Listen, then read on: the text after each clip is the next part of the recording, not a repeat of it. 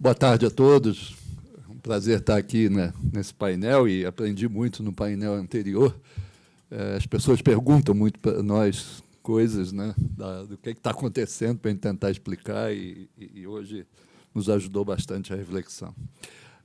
Até agora, eu ainda tomo um susto quando a Mônica me anuncia num painel de políticos, né? Eu tenho uma carreira toda técnica, eu ainda me assusto quando as pessoas dizem que eu sou um político. Tenho doutorado em sociologia política e sempre ocupei cargos técnicos, mas resolvi que nós, técnicos, precisamos entrar na política para fazer algo e não ficar assistindo um jogo jogado por outros atores apenas. Mas quem está diante de vocês não é o Murilo Flores. São cacos do Murilo Flores.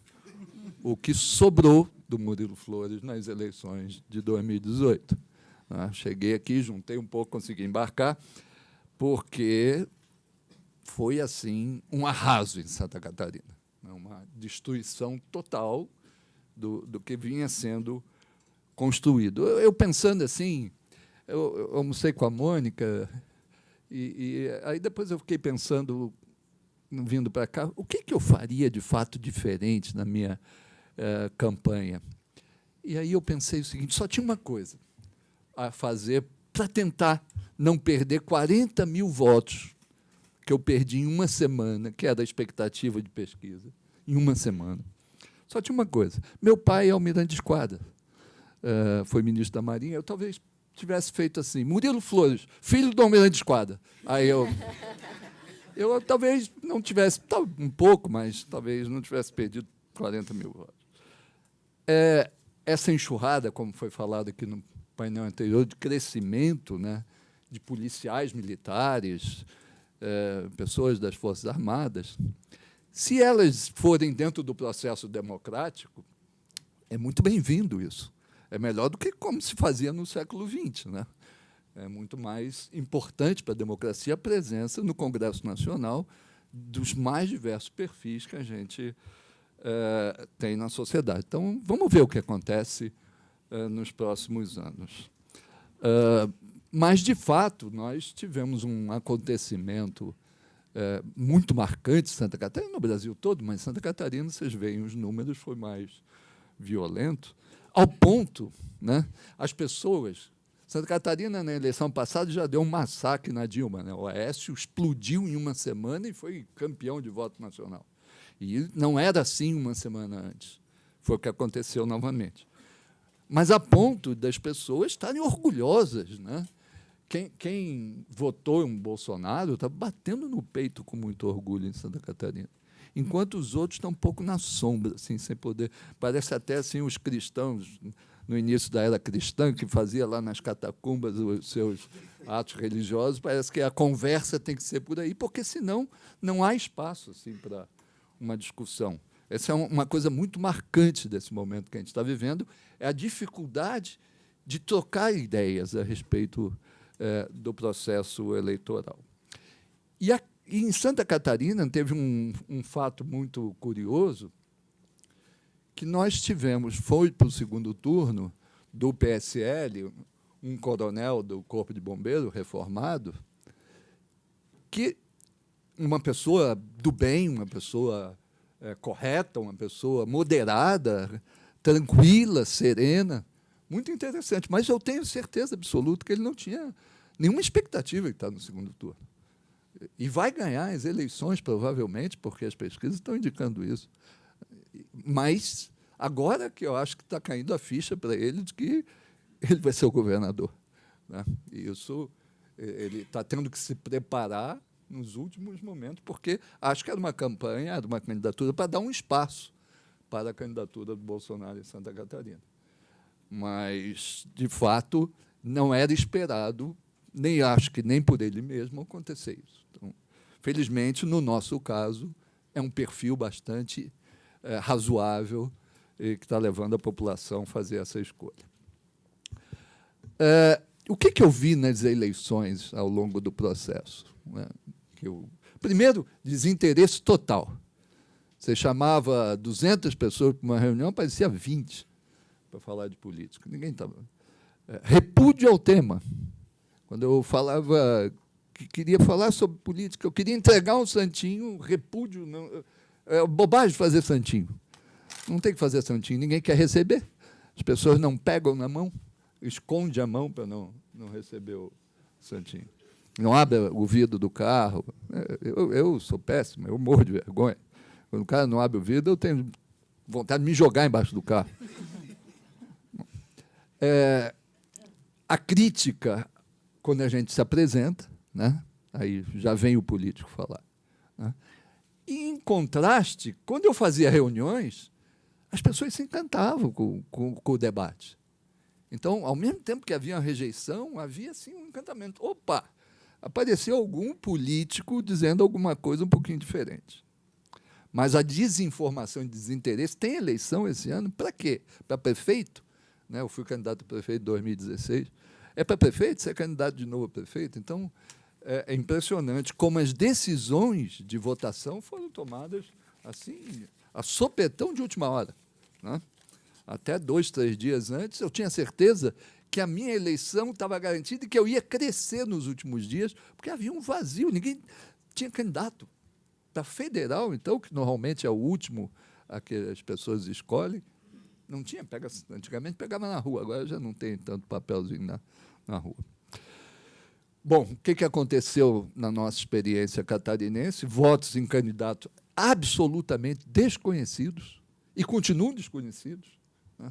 Teve pessoas que foram eleitas nessa chamada renovação, mas que o eleitor não sabe quem são. Não sabem quem são. É possível que não saiba que votaram nessas pessoas. Já nem lembrem. Votaram 17 de cabo a rabo, e algum outro número para estadual e federal. Então, isso aconteceu, esse voto no escuro, num comando. Foi um processo que realmente precisa ser muito analisado, como é que isso pôde acontecer. Né? Claro que você tem uma coisa histórica, mas tem os fatos de momento que levaram a isso.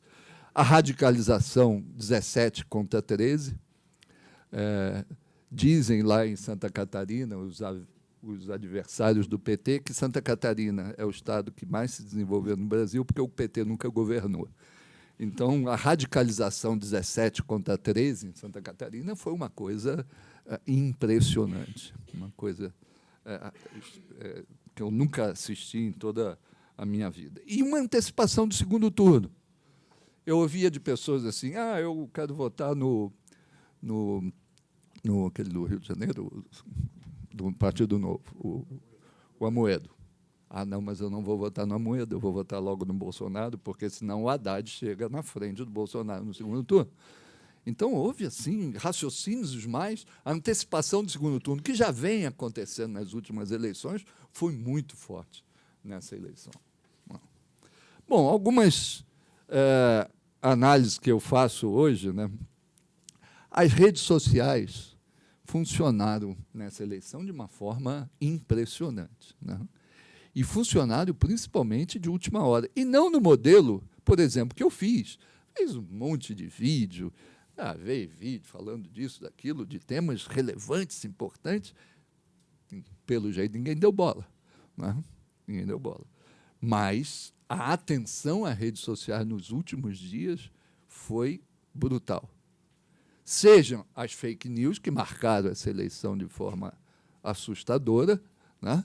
A minha mulher é funcionária da Justiça e está cedida ao TRE de Florianópolis. Até não podia nunca aparecer do meu lado, porque o TRE não me permitia. E ela ficava irritadíssima, transtornada, quando as fakes chegavam sob a urna eletrônica. Ela dizia que era um desrespeito absurdo a um trabalho de uma organização feita ao longo de tantos anos, comprovado, sacramentado, e que vira e mexe, começa a aparecer. Desde a época do Brizola já se levantava essas dúvidas, e agora com as redes sociais que não tinham naquela época.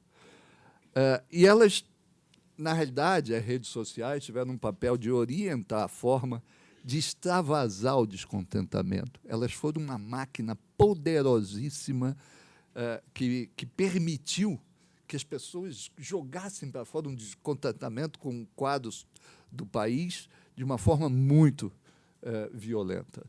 E na quinta, sexta, sábado, antes das eleições, isso explodiu no comando, na escolha dos candidatos que levaram a ser eleito, tanto a estadual quanto a federal em Santa Catarina. Volto a dizer, uma dificuldade tremenda de um debate com algum raciocínio lógico, né? Quando você tentava convencer alguma coisa, alguma ideia diferente do seu interlocutor, quando o seu interlocutor era bolsonarista, e é difícil achar quem não é em Santa Catarina nessa altura, a discussão caía assim, não, mas no PT eu não voto. Então, tá definido a forma. Não há raciocínio que você possa estabelecer um debate minimamente inteligente que você possa construir. Então, isso foi bastante marcante na eleição. E tivemos, e é muito típico, isso aconteceu com Lula lá atrás e acontece agora, que são os atributos imaginários em torno de um candidato, né? Lula teve todos esses atributos. Lembram que chamavam que o Lula era teflon, que nada colava nele? Não cola porque as pessoas não querem que cole. Ela constrói um imaginário, aquele ser imaginário, ela não quer que cole aquilo, né? Da mesma forma agora. Você constrói no imaginário uma figura que, com certeza, não existe, porque é um ser humano como nós, né? Estão querendo eleger Deus, né? Mas é um ser humano como nós. Então, esses atributos imaginários, eles prevaleceram e vão prevalecer até um pouco o que o painel anterior mostrou, que vai haver, em algum momento, uma desmistificação disso, como aconteceu no episódio do Lula, onde coisas concretas começam a acontecer, quando, eu até anotei, quando ele precisa, quando começar a dizer quem ganha e quem perde, foi uma frase dita aqui, acho que foi você. E aí as pessoas começam a se reposicionar, quando começa a ter que entender que vai ter que perder daquele que ele achou que ia eleger para salvar a sua vida. Então, acho que essa é uma situação que a gente passa agora, e a tensão que a gente vive é tão grande que nos levou a conflitos familiares. Semana passada eu tive uma reunião na casa de um primo que eu estabeleci que nós só iríamos nos reunir a família se não pudesse falar de política. E toda vez que alguém ameaçava, eu cortava o assunto e mudava para outro. Porque também está o conflito, a tensão na sociedade em relação a posicionamentos. Isso vai marcar muito o ano de 2019. Eu me preparei para ser deputado federal, para entrar num Congresso Nacional que, com uma faísca, pega fogo. Se o PT for oposição, o PT sabe fazer oposição. É campeão em fazer oposição. Então, nós não vamos ter dias fáceis no Congresso Nacional, apesar dos números impressionantes apresentados aqui de maioria. Mas o PT era pequeno no passado e fez grandes oposições aos governos, particularmente o governo Fernando Henrique Cardoso. Bom, meu tempo falta só um minuto. Eu não tenho dúvida que o povo está em busca de solução. O povo é pragmático. Ele está entendendo, nesse momento, que, para enfrentar esse quadro, precisa de uma pessoa com força, com autoridade, que saiba exercer a autoridade. Então, está fazendo essa escolha. Se isso vai predominar, não sei, mas que nós estamos correndo altíssimo risco com a intransigência na sociedade, um grau forte de fundamentalismo, em todos os sentidos, estamos vivendo, com certeza. Obrigado.